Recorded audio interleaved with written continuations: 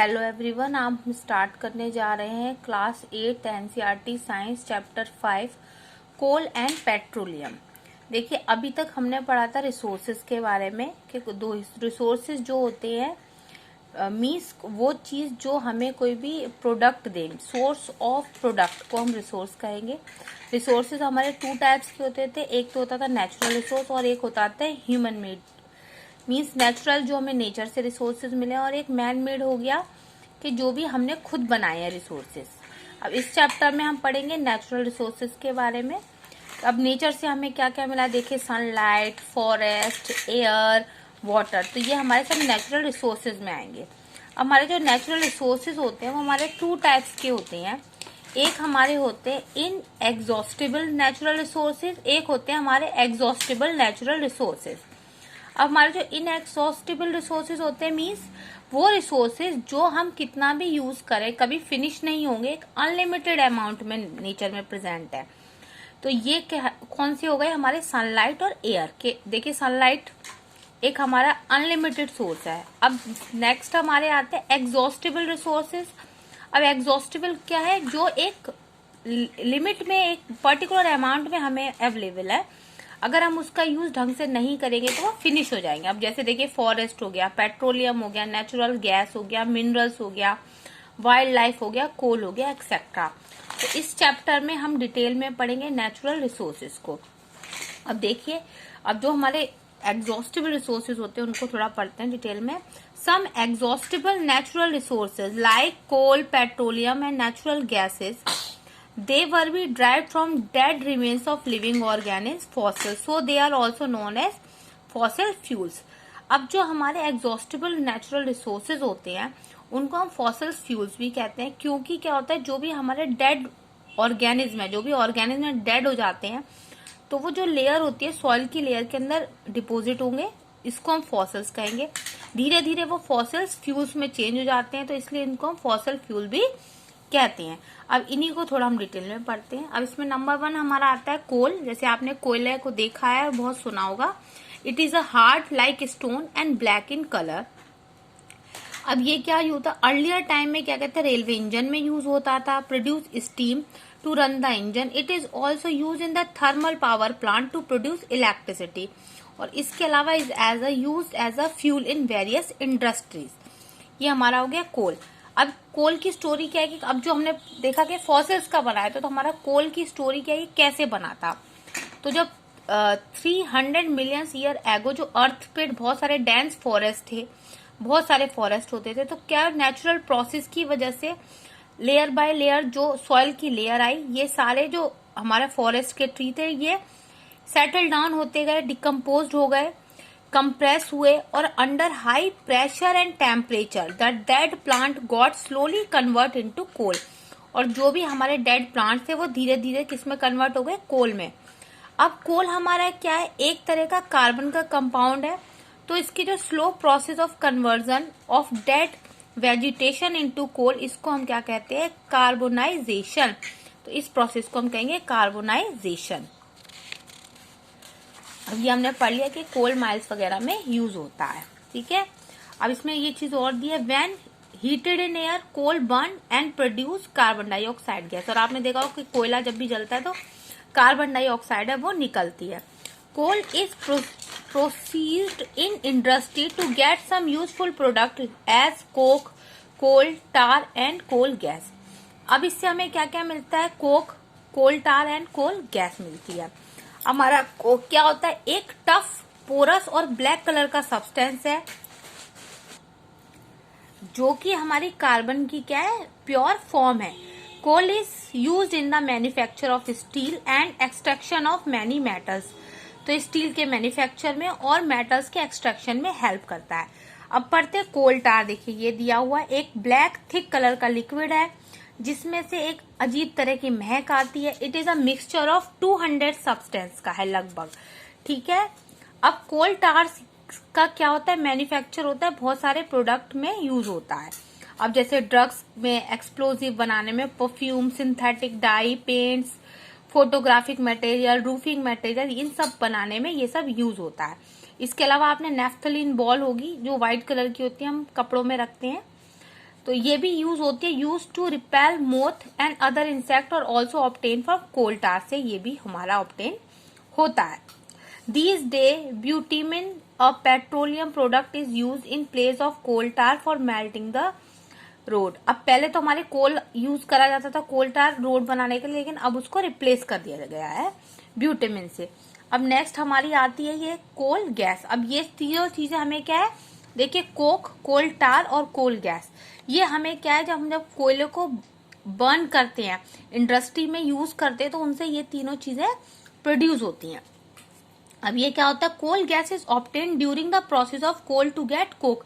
जब हम कोल से कोक का मैन्युफैक्चर करते हैं तो उस समय हमें क्या मिलती है, कोल गैस मिलती है, ठीक है। और इस समय ये क्या है, as a source of a heat, not as a light. क्या था, पुराने जमाने में कहते जो कोल गैस थी वो स्ट्रीट लाइट में यूज की जाती थी। फर्स्ट टाइम लंदन में हुई थी जो 1810 में, लेकिन अब इसको क्या है, as a heat source use किया जाता है, not as a light source.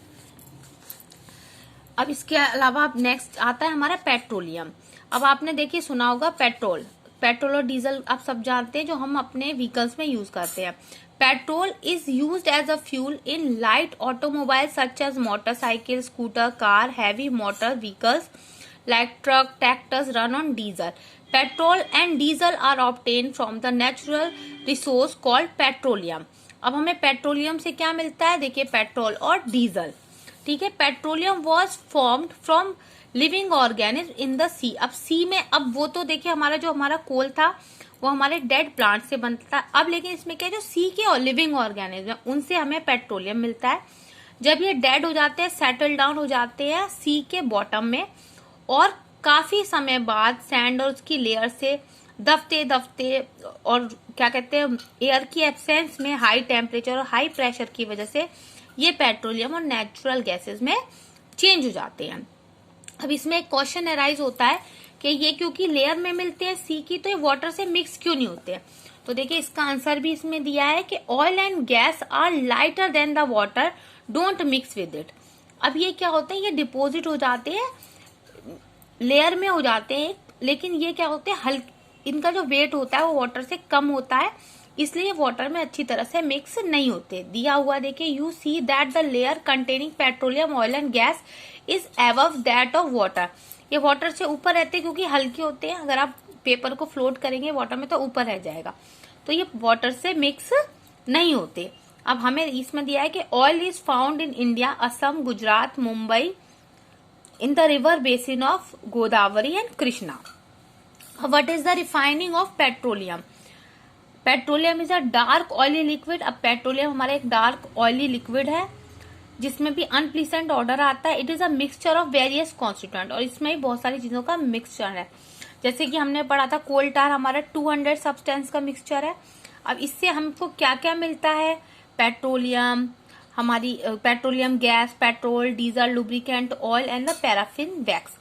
And the process of separation the various constituent means जो भी हम पेट्रोलियम से सब्सटेंस को निकालते हैं, सेपरेट करते हैं, इसी प्रोसेस को हम क्या कहते हैं, हमारा पेट्रोलियम रिफाइनिंग। अब ये कहाँ पे होता है, पेट्रोलियम रिफाइनरीज में ये सब काम होता है। ये देखिए कंपनी है जिसमें हम जो भी पेट्रोलियम में हमारे कॉन्स्टिट्यूएंट मिले उनको हम अलग अलग करेंगे। अब इसके अलावा एक क्वेश्चन और आता है हमारा, अब आता है नेचुरल गैसेस। अब ये नेचुरल गैसेस क्या होती है, सॉरी इसमें एक पॉइंट और देख लीजिए, जो पेट्रोलियम है इसको हम ब्लैक गोल्ड के नाम से और जानते हैं क्योंकि इससे हमें क्या कहते हैं, बहुत सारे यूजफुल सब्सटेंस मिलते हैं, पेट्रोलियम नेचुरल गैसेस, ठीक है। और इसको हम प्रोटोकेमिकल भी कहते हैं। अब नेचुरल गैसेस हमारा आता है, देखिए जो natural gas is a very important fossil fuel, क्योंकि हमें फॉसिल से मिलते हैं और फ्यूल है इसलिए हम उन्हें फॉसिल फ्यूल भी कहते हैं। हमने अभी पढ़ा था देखिए कि पेट्रोलियम, कोल, ये सब हमारा क्या है, फॉसिल फ्यूल है। नेचुरल गैस भी हमारा फॉसिल फ्यूल है। It is easy to transport through pipes. अब इसमें क्या होता है कि बहुत जल्दी आग नहीं लगती और इजीली ट्रांसपोर्ट हो जाता है पाइप्स के थ्रू, तो इसको हम क्या कहते हैं, natural gas is store under high pressure as compressed natural gas.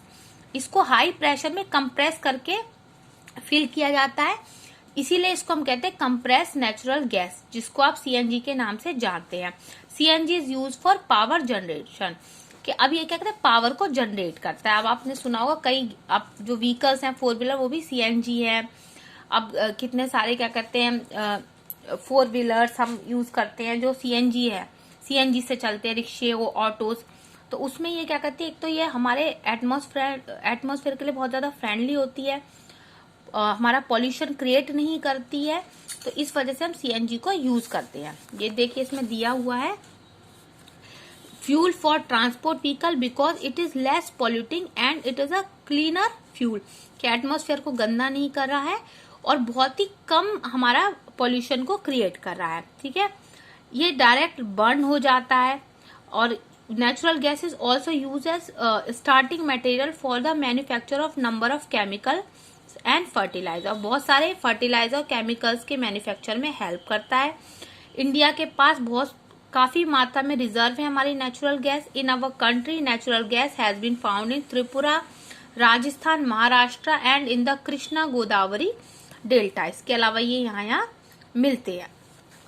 अब देखिए इसमें कुछ वो दिए हैं कि यूजेस और क्या, देखिए हमारी लिक्विफाइड पेट्रोलियम गैस है लिक्विड फॉर्म में, इसको हम यूज करते हैं fuel for home and industry, petrol को motor fuel, solvent for dry cleaning में, कैरोसिन को fuel for stove, lamp and for jet aircraft, diesel को यूज करते हैं व्हीकल्स में, लुब्रिकेंट ऑयल को लुब्रिकेशन में, पैराफिन वैक्स को ऑइंटमेंट, कैंडल और वैसलीन में यूज करते हैं, ब्यूटामिन को पेंट्स और रोड सरफेसिंग में यूज करते हैं।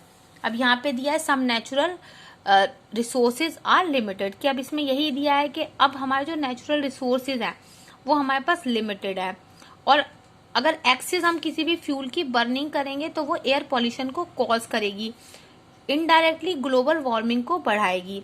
तो हमें क्या करना चाहिए कि पर्टिकुलर हमें जो भी हमारे पास रिसोर्सेज हैं उसको हमने कहा एग्जॉस्टेबल, कि वो हमारे पास हैं तो, और बनने में उसे बहुत टाइम लगता है, तो अगर हम उसको बहुत ज्यादा वेस्ट करेंगे तो जो फ्यूचर कमिंग जनरेशन है उसके लिए वो नहीं बचेंगे। मीन्स के देखिए अगर कोल बन रहा है, पेट्रोलियम बन रहा है, नेचुरल गैसेस बननी है, तो उसमें बहुत साल लग जाते हैं, धीरे धीरे फ्यूल्स डिकम्पोज होते हैं, चेंज होते हैं, उतनी स्पीड में वो बन नहीं पा रहा जितनी स्पीड में वो खर्च हो रहा है। तो इसको कंट्रोल करने के लिए कि इंडिया में जो पेट्रोलियम कंजर्वेशन रिसर्च एसोसिएशन है उसने कुछ एडवाइस दी है, टिप्स, कि हम इन जो भी फ्यूल्स है उनको कैसे बचाएं। Drive at a constant and moderate speed as possible, कि अपनी जो भी व्हीकल्स है उसकी स्पीड को आप मॉडरेट रखें, कांस्टेंट रखें। स्विच ऑफ कर दें इंजन का जब ट्रैफिक लाइट हो। Regular maintenance of the vehicles को मेंटेन करें, रेगुलर करते रहें। इंश्योर करेक्ट टायर प्रेशर वो अपना जो भी टायर का प्रेशर है उसको टाइम टू टाइम चेक करते रहें। फ्यूल्स को तभी हम यूज करें जितना हमें जरूरी है और जितने अमाउंट में हमें करना चाहिए, ताकि हमारा जो एटमॉस्फेयर ठीक रहे, उसमें पॉल्यूशन क्रिएट ना हो, ग्लोबल वार्मिंग ना हो। इस सारी चीज को इसको हमें ध्यान रखना है, क्योंकि क्योंकि हमारे पास ये नेचर से हमें मिला है और एक लिमिट में है, तो इसको हमें लिमिट में ही यूज करना है, ताकि आगे जाके ना हमें प्रॉब्लम हो ना हमारी अपकमिंग जनरेशन को। यहाँ पे ये चैप्टर फिनिश होता है। अब देखिए हमने सारे इसके पॉइंट देख लिए, coal gas, coal tar, coke, fossil fuel, natural gas, petroleum and petroleum refinery, और ये चैप्टर यहाँ पे फिनिश होता है। Thanks for watching my video. If you like my video please subscribe my channel.